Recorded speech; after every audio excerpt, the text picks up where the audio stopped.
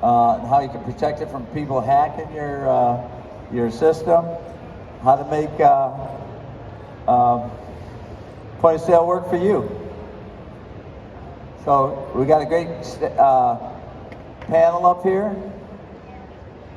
I got Stephen Baird from Trackfly.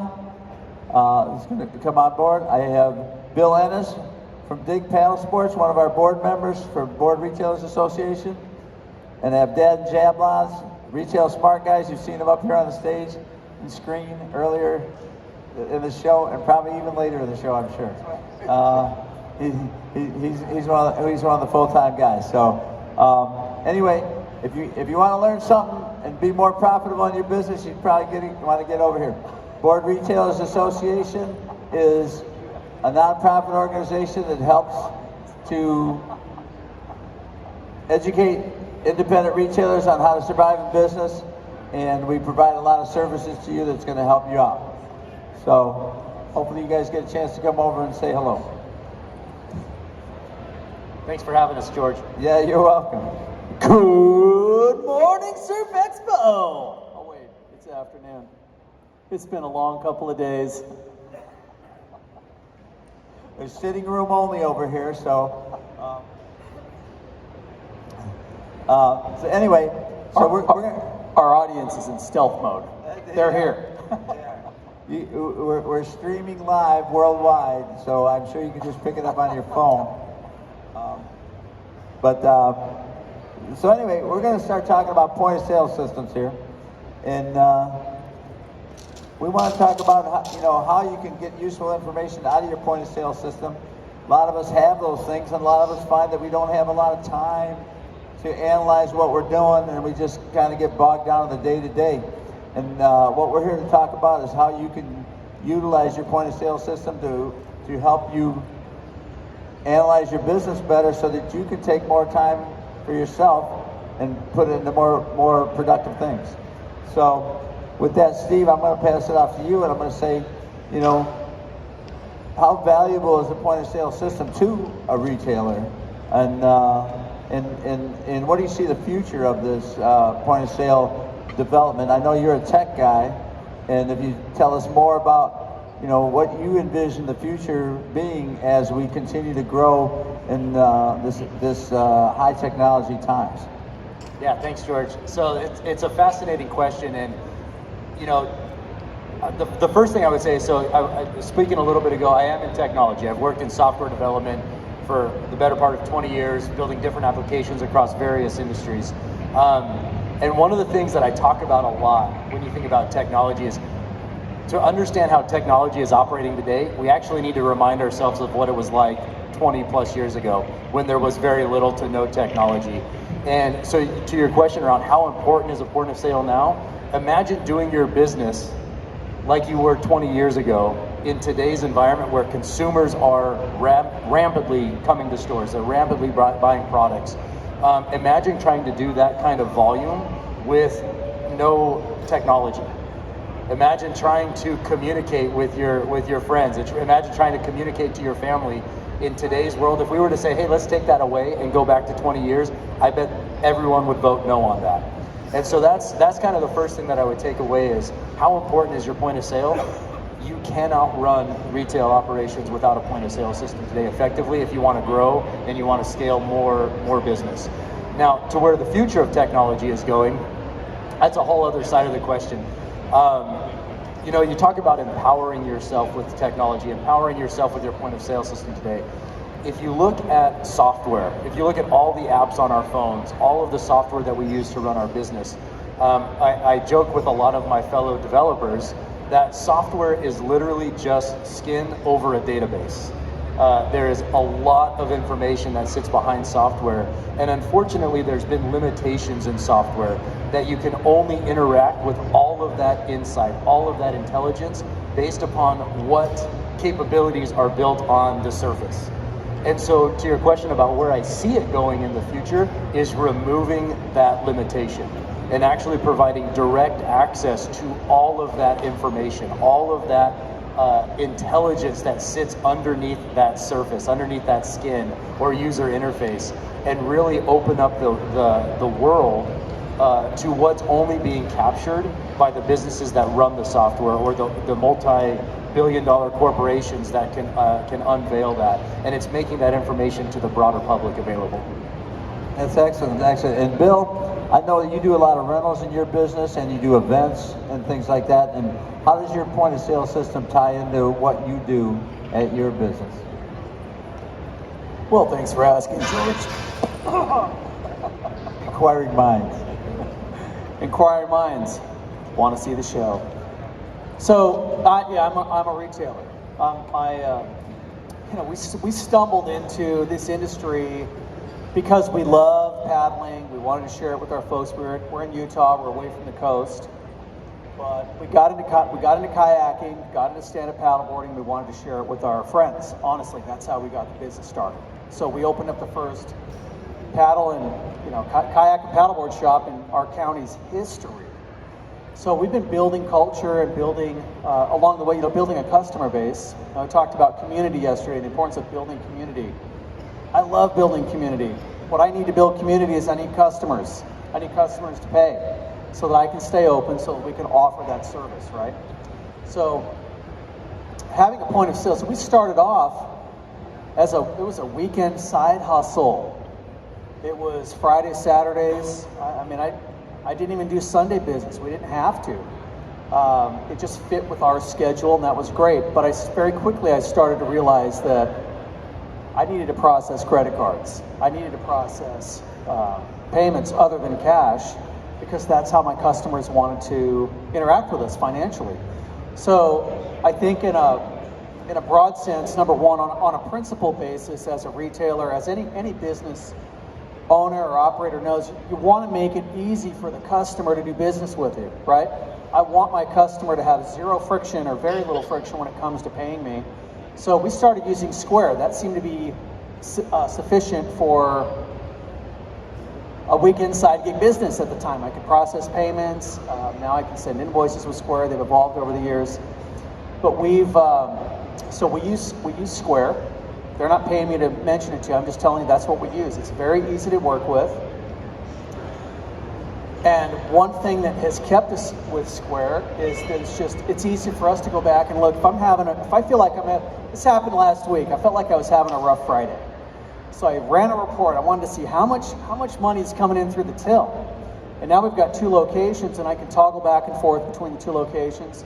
And I can see basically in real time what that day looks like financially. What's the income look like?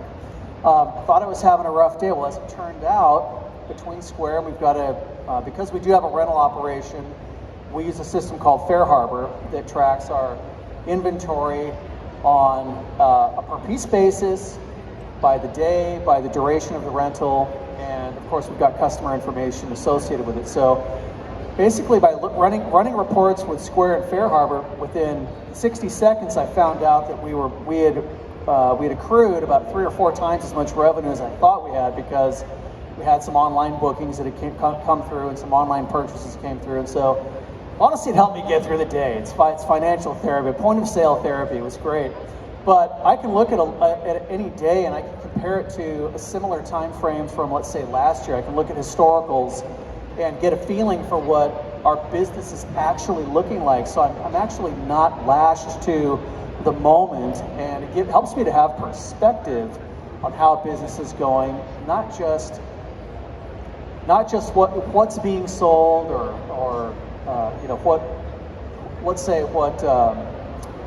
subcategories are selling out of a certain category, but I can get a feeling for, I can get a feeling that we're doing well when on the surface it might not look like it. And it was interesting. That just happened last week. Like I had to pull myself out of every day I have to talk myself out of dark trenches. And I was in a dark trench, but being able to just run through the data helped me to figure some things out. Honestly, it helped me to solve some problems. It was great. That's excellent. So you learn more about your business by staying on top of it day to day through point of sale. Yes, and I don't feel like I'm an expert, right? I'm an expert in being me and having my retail experience. I was reminded as I was sitting here listening to Stephen, there was a restaurant that opened up in my neighborhood about 15 years ago, And the owner had gone to great expense to decorate the restaurant and create these beautiful architectonic touches that were inspiring. Much like what we see here today in many of these booths, they're beautifully designed and well presented. I wanted to support the guy. He's a local entrepreneur. I want to go in and help him out just on that basis. And I think a lot of people in our communities at large want to do that. We want to help our neighbors. We want to build connection as we're going throughout our transactional days, so to speak. And I went into the guy's restaurant, and I was about to pay with a card. He said, "I only take cash." And I asked him, why would you only take cash? Right? He said, "Nobody's going to tell me how to run my business." And I thought, your customer is going to tell you how to run your business if you're willing to listen, right? So I have customers approach us that ask us, "Hey, do you take Apple Pay?" Well, I do with my Square system. I don't with Fair Harbor because the physical technology isn't set up. Fair Harbor's lagging. They're working on it, but they're lagging a little bit. I have to key in that information. So instead of saying, I'm sorry, customer, take a hike and go find my competitor, I can run Apple Pay through Square. It's not as elegant as it would be if I were just running it through the Fair Harbor system. But my point is that because I want my customer to have an easy experience, I want to make it easy for them to spend money with me. I'm going to make whatever adaptations I need to help my customers spend that money as fast as possible. I want to get them on the water because I know they're going to have a great time. At the back of this, if I didn't have to make an income, I would absolutely do this business. It's not for everybody, but it is for me, and I want my customer to know that. I want my customer to know that they're my friends, that we care about them. We care about them having a great experience. Every retailer is going to have a different approach and a different path to that experience. But I think when customers walk through our doors, they are looking for connection. We talked so much about that yesterday. I think that's so important. I think it's ever increasingly more important because people are looking to. That's how we're made. We're made to connect from birth, and I think we get away from that sometimes. But in this industry, we have a great opportunity to build those wonderful experiences for people. And Dan, I know you work in a lot of different industries besides the specialty sports industry, so you've seen a lot of different point of sale systems for different technologies and such. What's your opinion on that? I'm going to bring the controversy now, okay? I'm going to bring the controversy, okay? So, with no disrespect to my panel member here, I am not a fan of Square. There, I said it, okay? And here's the reason why. Thanks, Dad. There isn't enough reporting in Square to run your business properly. Square can tell you what you've sold, it can tell you what the inventory is, but it doesn't tell you what you have on order, it doesn't tell you what you received. And I would tell you this, if you wanted to figure out, that's right, we're going to go. And if you want to know if you want to start to figure out like where your income is coming from, look at your inventory, because that's the source of your income. I think as retailers, what you have to do, there's two things I think that are most important about considering point of sale systems now. And true confession, I was in the point of sale business for 15 years. So I've seen a bunch of this craziness, right? Certified in a bunch of them. I actually have 15 or 16 different point of sale companies that we connect with to figure out, like when we do our open to buy planning with them, how do we have to get the data out of those systems so we can figure that out, okay? There's two things you got to think about when you start looking at these systems. The first thing is, don't just sit there and have them show you like the incredible grace with which they can ring up a cash sale. We kind of figured that one out. No one's winning the Nobel Prize for doing that anymore, okay? Now, it's about the weird things you do. I'm talking to a vendor and I want to import their catalog. How do I make that happen? It's got to talk to my e-commerce site. How do I make that happen? I pay on commissions and I want a simplified report to make that happen. How is that going to go on? I wanted to talk to my payroll system or my accounting system or any of those other kind of systems.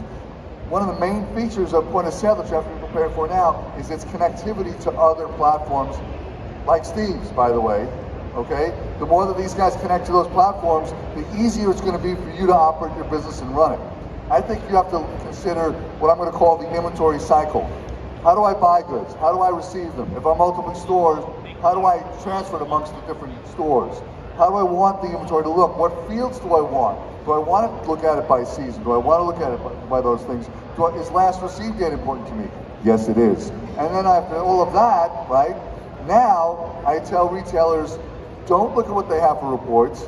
Take out blank pieces of paper, draw the report you want. What do the columns look like? What do the rows look like? How is it filtered? What do you want to know? How often do you want to know it? And what are you going to do with it? And then when you have that, give that to any point of sale company you're thinking of talking to and saying, can you do this? Then you're going to know who the players are and who they aren't pretty quickly. Because you want to think about the weird stuff that happens right now, the interfaces to other people, and the reporting, because you know what? The reporting is everything from your point of sale system. Otherwise, there's no reason to do it. If you're not getting meaningful reports that are causing you to take different actions in terms of what you're buying, what you're marking down, what you're selling through, what you're doing at this show, then your point of sale is a glorified cash register. You've got to get the data out to make meaningful decisions, to actually make your business grow, especially now because the scuttlebutt in the aisles right now is that business is not so good. Well, that's not true for everybody, and the people who are going to win that battle are the people who use that data to actually create more volume, create more excitement, create more revenue in their stores. So there you go. Now you can take a swing at me if you want. Oh, I'm going to give you a kiss. That was great info. So I could tell the story on the evolution of technology when it comes to point of sale. Is, you know, several years ago I started with the Square because it seemed to be the only thing that was available to do remote sales at different events and such like that, and then plugged into your phone, and it seemed to be convenient. But like you said, not the complete program you want. Here's the thing, right? One of the most important things to know about data in retail is how the goods flow. How did they come in? Did I sell them? How did they leave, right? With Square, you cannot get reports on what's on order. You cannot get reports on what receiving is. Therefore, you cannot assess the flow of the goods. And that's the problem with Square. So I think there's better choices out there. And so what I did over time is I upgraded my software program. Number one, couple different things I'll elaborate on. It used to be the internet. I upgraded my internet to Shopify years ago, and my store was a completely separate point of sale system. So there was a lot of labor involved in transferring inventory to the internet and back and forth. And if something sold out of the store and it was on the internet, then it didn't in real time tell that it was gone. So then sometimes the guy'd buy it in the morning online, but we already sold it at noon and we didn't have it anymore. So I upgraded my software to a company that interacts with Shopify. So now if I sell something out of the store, and it's the last item, it immediately goes off of Shopify. So that saved a lot of labor, a lot of paperwork and such like that. And then as far as remote things, now that software also, I have it on an iPad, and I have my store in that iPad at the remote thing where I'm tracking all my sales directly, and it's taking things out of inventory in real time because it's in the cloud. And so I had upgraded from Square, which honestly was a good way for me to start back in the day. And then, but what we're talking about up here is how you need to upgrade your software and the technology that's involved in how you analyze your business and let that work for you more than you working for it. So, and I know Steve's got some ideas because is a pretty good tech guy right here, and he's got with his Trackfly business, they have a lot of communication between the retailer and the vendor. There's a possibility throughout, and we're partnering with them through Board Retailers Association on how you can communicate with your vendors a little more directly on and be more efficient on your buys, both from your buying standpoint and from the manufacturing products for you that work for your customers. Yeah, you know, it's fascinating. So two things real quickly.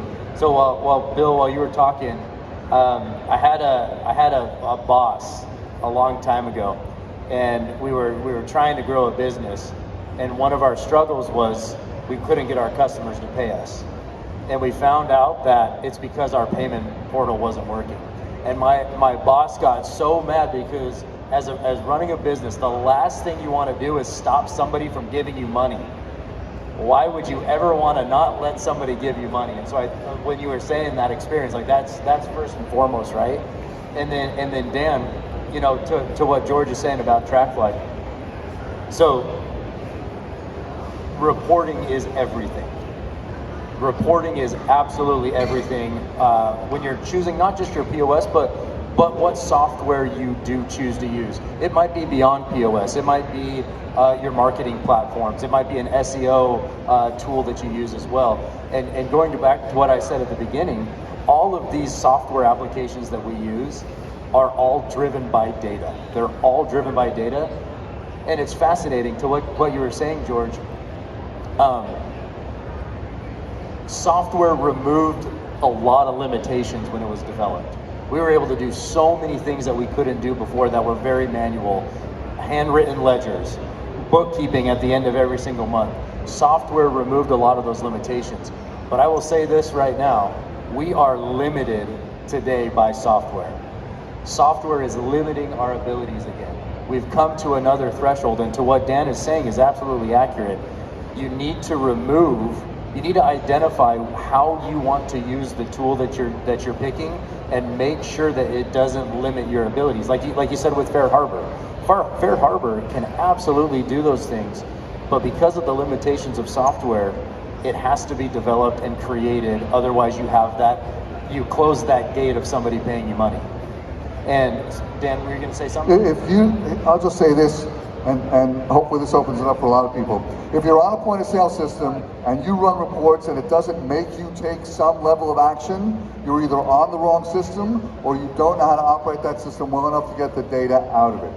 When you run reports, those reports should make you want to jump out of your chair and do something. Buy differently, sell differently, take the markdown, reach out to a vendor, reassort the floor, talk to your staff about what's selling and what's not selling. Reporting that comes out of those systems is the lifeblood, it is the mind of your store, and you absolutely have got to jump into that right away and learn how to do those things so that your store is better. Look, I'm not saying that your stores aren't great, but this is a game of inches, right? Retail is detail. So if you're not getting great data out of that stuff, or you're not getting data that causes you to take action, you're missing opportunities to grow your business and to grow your revenue and to grow your cash flow. That's just my main thing on that. So Dan, on behalf of Bill, I'm so glad he's sitting in the middle of us. Yeah, me too. This is great. So I'm gonna stand up for Bill for 1 second, because I agree with what you said about Square. Square does not have great reporting. Bill is on Square. Bill is also on Trackfly. And so he has that resource. And so he is able to get the reports that POS doesn't have embedded in it. And we just signed up, so we haven't run the reports yet. So I'm looking forward to doing that. We're going to dig into it. And so the other side of this, and so that's where I was going to lean in on what George's question was. Sorry, it was a roundabout way to the question. Here's what's exciting about this. So again, we are limited by the software tools that we choose to use. And when we start to look at what the future is, we need to start to remove those limitations. You need to start to figure out ways, figure out the way that you want to run your business, and identify the key capabilities that you need in the software tools in the point of sale that you choose. But there is a world that exists now that allows the data behind the interface to be utilized, to empower you, to strengthen your position, to create the reports, regardless of that is. And one of the things that we are leaning in on at Trackfly, how many of you as retailers are frequently asked from your brands, from your reps, hey, can you send me this report? That's a software limitation, because your software then requires you to go into it, build out, okay, this is what I need it to be, this is what it needs to be, I need to run it, download it, and then I'm going to email it, or I'm going to put it in an envelope, print it, and ship it off, right? It's a very cumbersome process. One of the things that we're focused on at Trackfly is, again, unleashing that insight, unleashing that intelligence, and allowing you as a retailer to connect with your brands so that there is live understanding of what your needs are across your vendor community. And again, that is removing the limitation of software, removing that limitation that exists by features, by capabilities, by the individual tools. And that's something that we're incredibly excited about. That's what I look forward to in the future, in the next wave of technology. Yeah, and you know, another item that you can utilize the point of sale with is customer loyalty. I know we're using Shopify and some of the online platforms. You can buy an app to have a loyalty program and communication programs where they send out emails thanking them for the sale, or if you leave something in your cart, you know, oh, looks like you left something in the cart, and then a couple of days later, hey, maybe you give you 10% off if you buy what's in the cart. So you can buy apps, and a lot of the online platforms give you that better technology. And now some of the point of sale softwares in store are doing the same, where you can build a loyalty program and you can track your customer sales, and if you get to a certain amount of points, you get what we call them at Modern Skate and Surf at my place in Michigan, we call them modern bucks, and you can earn modern bucks to help buy product and such through a loyalty program. You spend X amount of dollars in the store, you know, we give you some concessions. And I tell you what, all the research that I've seen, and I'll ask Dan about it, is loyalty programs work. You know, people want it. I got all this loyalty dollars. I just if I get a few more, I can buy that. You know, and it prompts them to buy more product from your store. The loyalty programs are very important. I think one of the things, though, I would say about loyalty programs is there's a couple things. First off, actually, my first question was, were we all supposed to wear hats? Was I the one who didn't get the memo? I'm not wearing a hat. I feel bad about that. Right. You have the best hair. Yeah, well, grew it myself. You wear a lot of hats. Yeah. Exactly. All right. So here's the thing, right? Loyalty programs are really great drivers of business. They're really great drivers of sales, and you have to really think through one thing about them, though, which is that once you start a loyalty program, you can't stop it. You turn off the loyalty program, they're going to come for you like the villagers in a Frankenstein movie. Okay? You've got to be sure that what you've done is also creating profit for the business and creating profit for the store. Also, if your store is like on a boardwalk or you're on the beach or someplace like that, I don't think I would do a loyalty program there because you've got built-in traffic already. But if you're not there, if you're on Main Street, if you're in a mall or something like that, I think loyalty programs are an important point of business today. And it increases loyalty and it increases the ambassadorship of your customers to the stores and makes them want to come back more, and also makes them want to tell everybody, hey, you know what? I go to that store because I get all these bucks, you know, for doing that. I get modern bucks for going to Modern Skate. And so it helps them also tell the story of your store really well. So I think it's, and especially nowadays with all the stuff that's going on with online and Shopify and that kind of stuff, people are looking for places to be loyal to. So loyalty programs, I think, are a great driver of that. And back to the data issue, right? If I'm bringing in brand X, whatever that brand is, if I brought it in already once before and I have a new shipment coming in, the best way for me to sell through that stuff is to identify the customers who bought that brand before and say, I just got brand new brand X coming in, you should come and check it out. And you can drive traffic, you can pre-sell stuff before that happens. I have lots of retailers that are walking around this show taking pictures of what they're thinking about buying at these booths and posting that to their social media, which creates excitement within their public before they even get back. It's a really good play.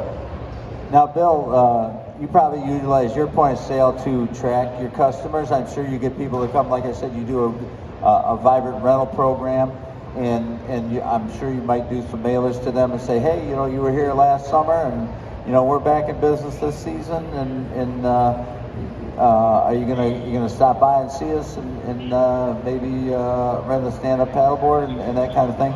Or, you know, these people came to a certain music event you did in the past, and hey, we're doing another music event, why don't you come there? Do you use your point of sale to track that kind of thing? Yep. Easy enough answer? that was a good exposition. Thank you, George. Yes. That's why he's lounging in his sandals here.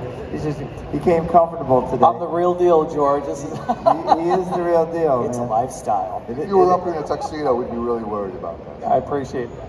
After all, it is Surf Expo, so we should all have our feet in the sand somehow.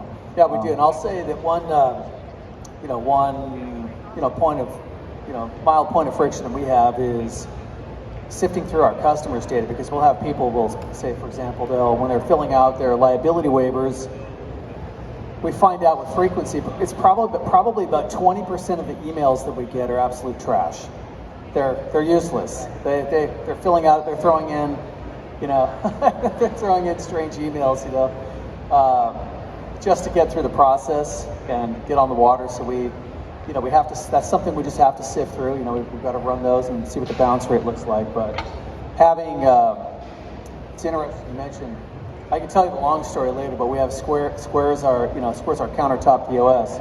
We also have a little bit of e-commerce going on with Shopify, and we have Fair Harbor, so having 3 disparate platforms to work with. No single one of those does everything that we need them to do.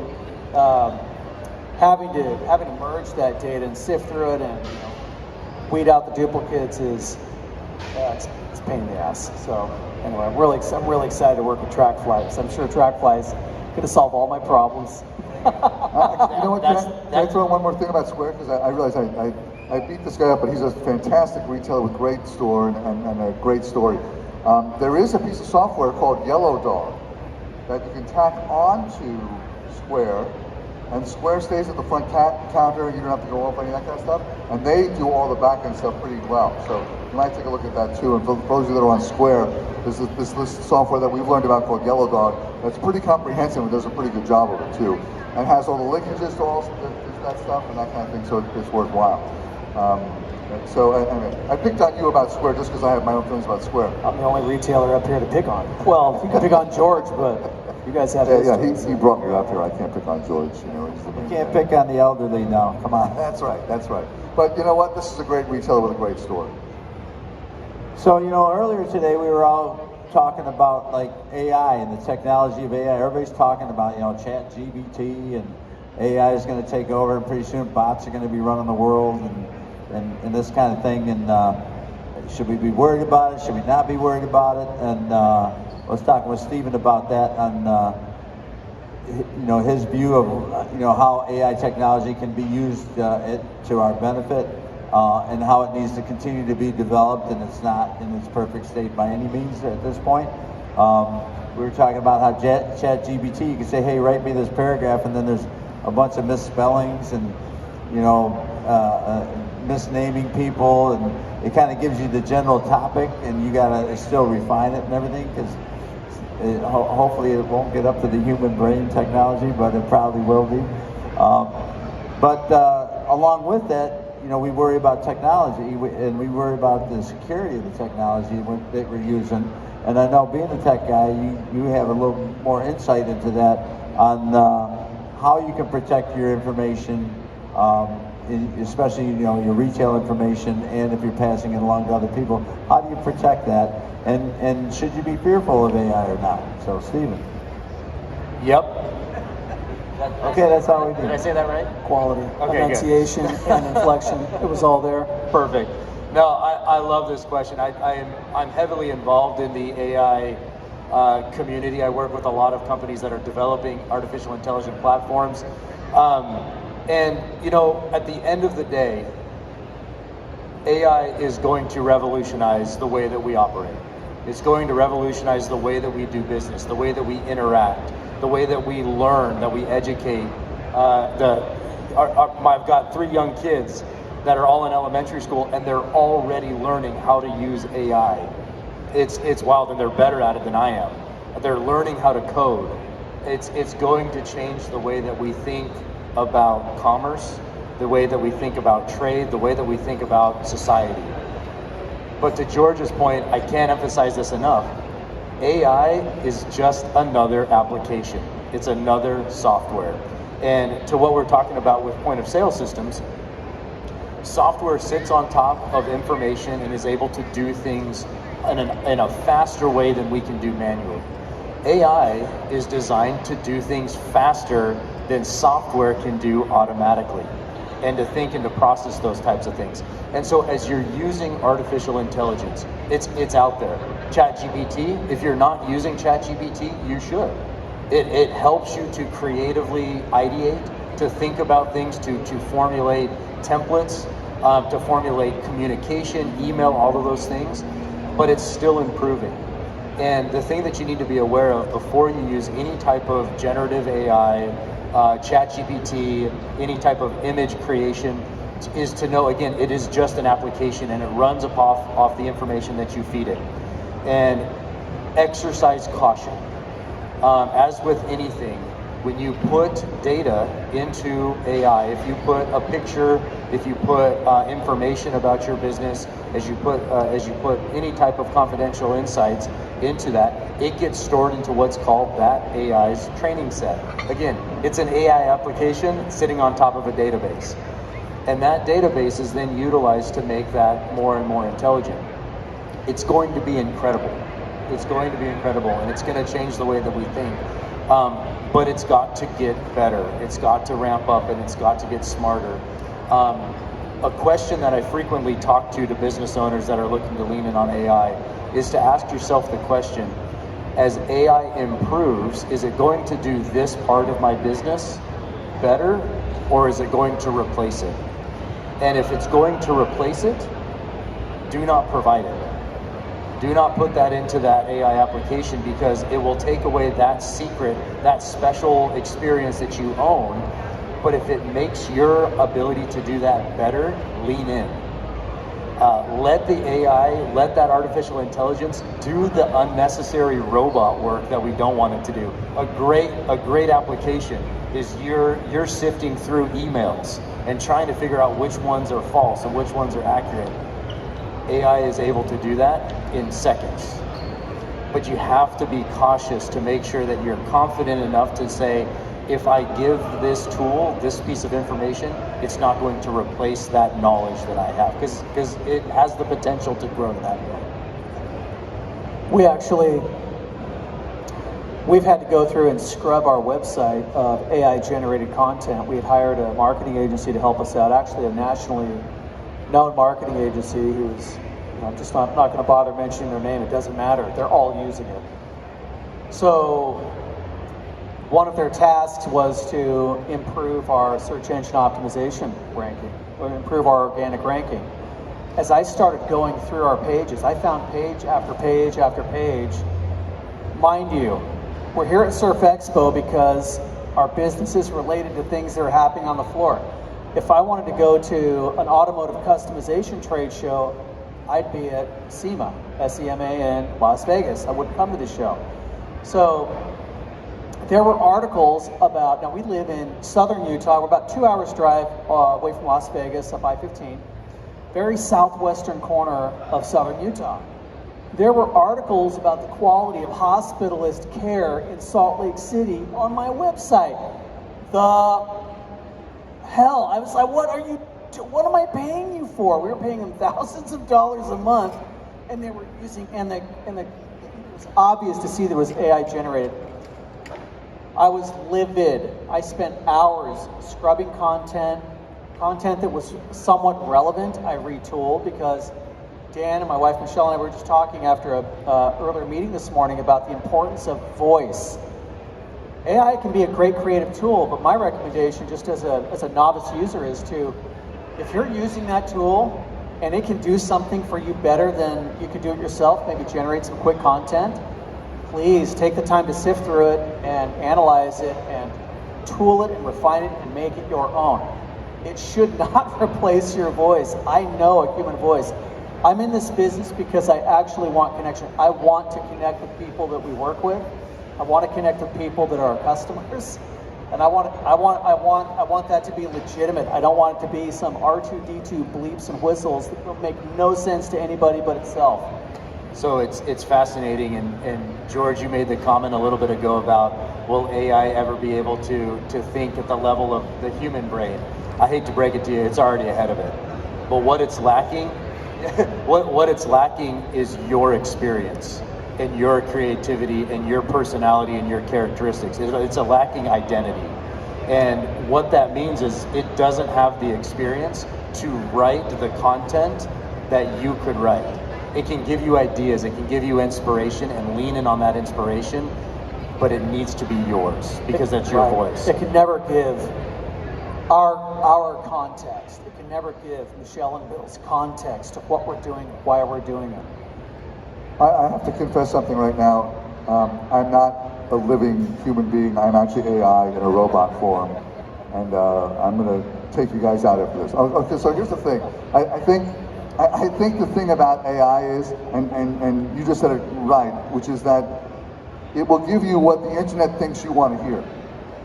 What it doesn't do is put your voice behind it. So we talked about the importance of everybody's individual voice doing it, and you said it perfectly. It's exactly that. I think AI has its applications, and Steve and I were talking about some of these crazy things that you hear about AI right now. I'll just tell you one really quick story about it. I have a friend whose kid is going through medical school right now. She's doing her final thesis to become a doctor.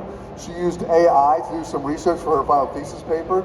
AI invented a medical procedure that doesn't exist yet, right? So go to her as a doctor, she says, oh, you have a head cold, we're gonna cut your leg off and attach it to your forehead. That's how this is gonna go. So I think we have to be careful about the applications of AI and really what it does. I think the thing of it is that it's right now, its best use while it's learning, because that's what it does, right? So it's learning about us and it's developing all that stuff. AI works well to the degree that you have a sizable database of information for it to look at. If your data is thin, it's going to make bad conclusions, no different than what we would do. So you want to make sure there's enough data there. I think you have to make sure you understand what its uses are, what its limitations are. We started this conversation though about, security and credit cards and that kind of stuff. I think when if you're worried about that, which you should be because you want to protect your customers, what you want to be is the business that got hit hard or got hacked and then suddenly your customer's data is out there.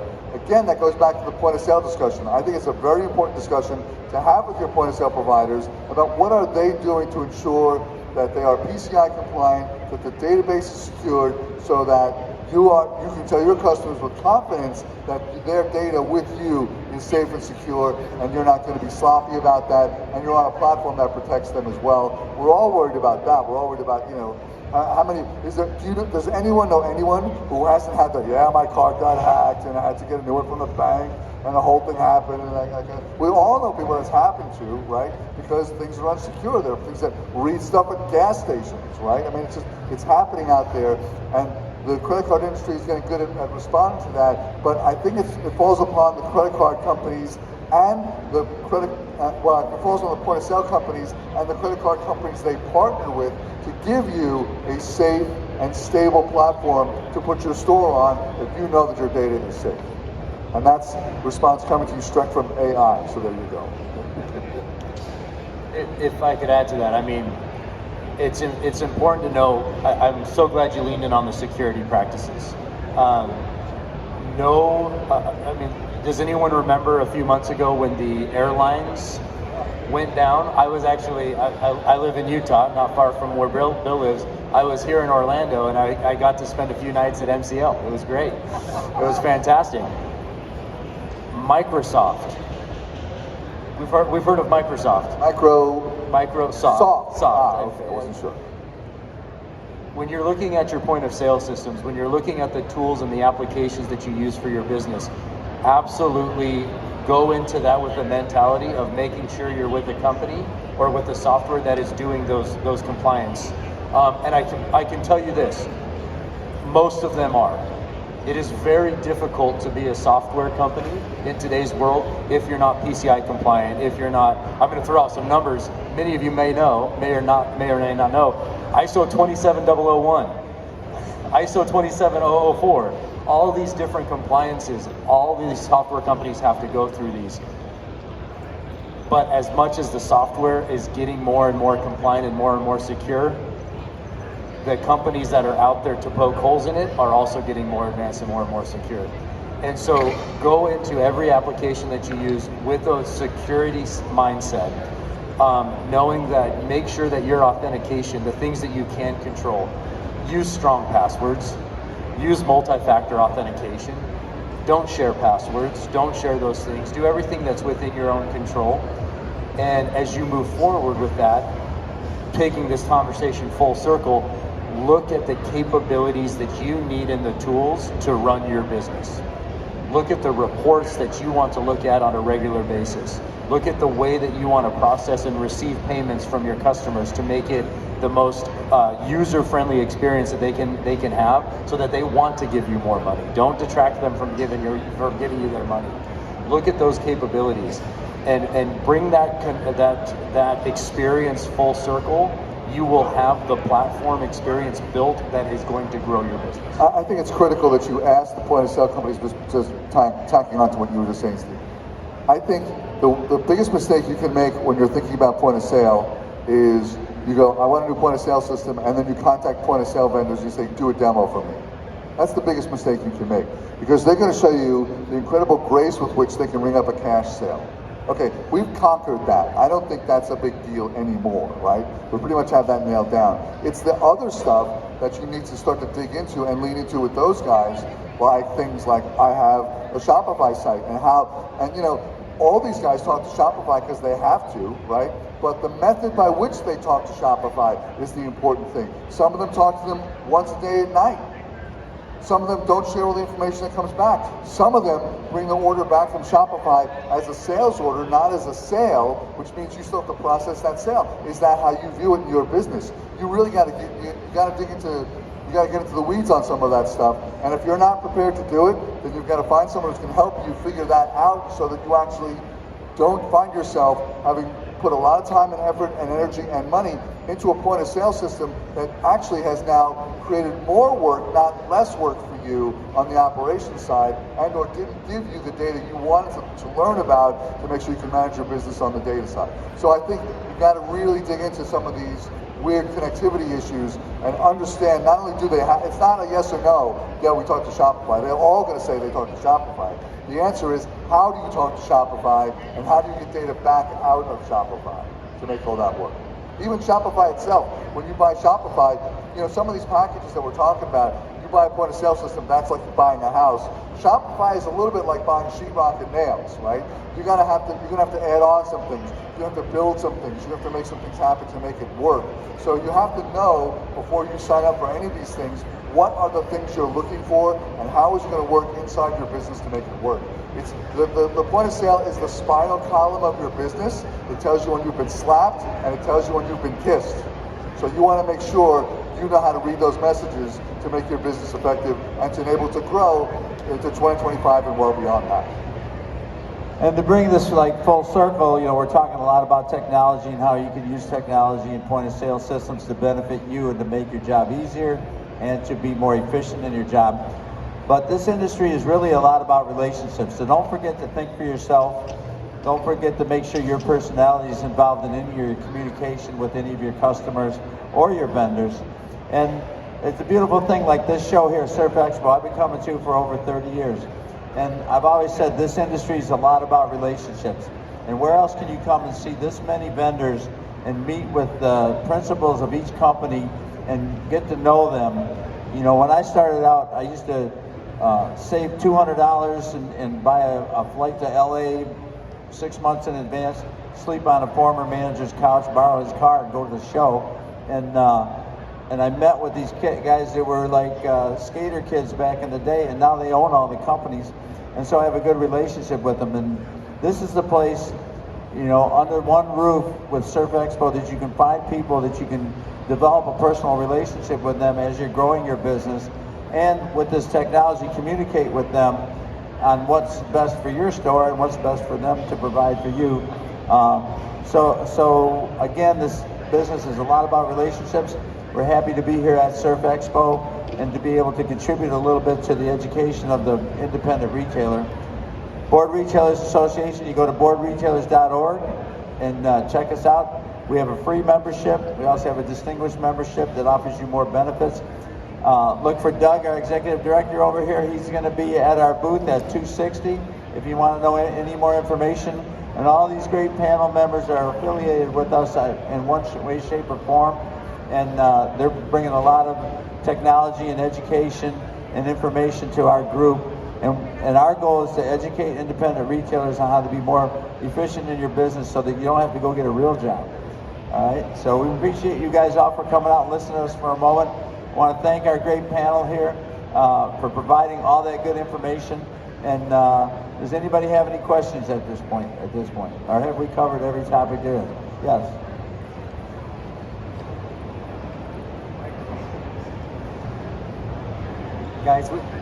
Guys, we talked a lot about point of sale and how Square doesn't do everything, how certain applications don't do everything, how there might be a Band-Aid fix in some cases.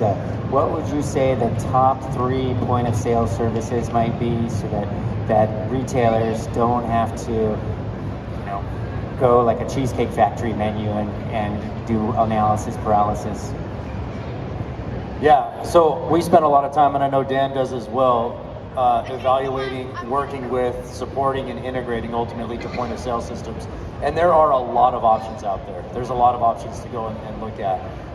You know, if I were to pick, you know, a top three, I actually don't know if I'd go specifically by system. I'll name a couple of systems, but a lot of it is looking at, again, what your needs are. And there's a wonderful comparison that I use when I talk with people about technology. You know, there's the Microsoft experience and there's the Apple experience, and that also exists in point of sale. Systems like Square are great because they're very user friendly. They're easy to set up. They're easy to get to start to be able to collect payments, to load your inventory and start running that way. And then you've got systems on the other side like a Shopify. A great analogy with the sheetrock. Lightspeed is another great system that kind of fits into this mold that is a bit more like Microsoft. There's a lot of customizations you can do with it. It's a bit more open source. And that requires a little bit more attention, but opens up a lot of additional capabilities. And the thing I would say to that as well is if anybody is looking to evaluate a new point of sale system, to upgrade your existing system, to implement a system for the first time, come talk to us. Come talk to myself. We're at the BRA booth, or look at Trackfly. Dan as well is another great resource, because you'll be able to get into other programs. For example, we're a certified partner with Lightspeed, and with any retailer that wants to evaluate Lightspeed, we can help get you introduced there to get your questions answered. And on top of that, you get a 20% discount going forward on using that system. And so there's a lot of benefits to working with partners to understand, evaluate your needs, and pick those systems.